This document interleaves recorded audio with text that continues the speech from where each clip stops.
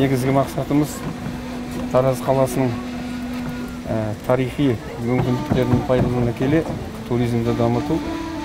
Туризмді дамыту үшін мына біздің Әулие-Ата жеріндегі тарихи ескерткіштерді қалпына келтіріп, ең біріншіден өзіміздің жерлестерімізге, екінші басқа жақтан келетін қонақтарға көрсетуіміз керек.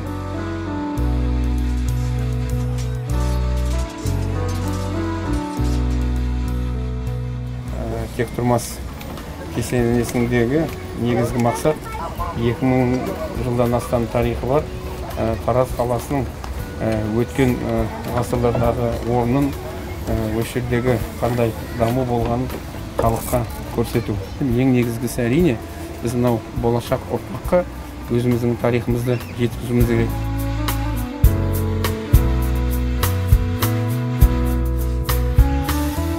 Әрине біз үшін Түркістан қаласының орны бөлек, бірақ Қазақстанда жаңғыз ғана Түркістан болмау керек.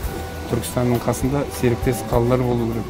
Оның ішінде енді Тараздың 2000-нан астам тарихы болғаннан кейін біздің ойымызша сол Түркістанның ең бір серіктес қаласы осы Тараз болу керек. Сондықтан біз Таразды жан-жақи дамытуымыз керек.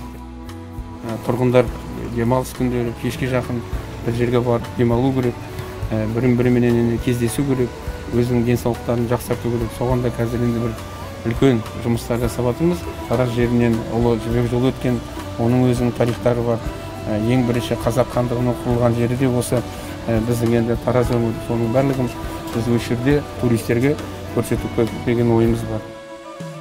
Я с Балхаша приехал, здесь отдыхаю в санатории. Но вот я поражен вот этим. Мы сегодня идем, вот вышли прогуляться. Я поражен вот этим вот такой красотой. Вот смотрите, если это все, ну у нас нету такого в Балхаше. Өте керемет. Мысалы Алматы, шет-шет қалаларға бұрын балдарымыз апарып жүрді, немерелерімізді.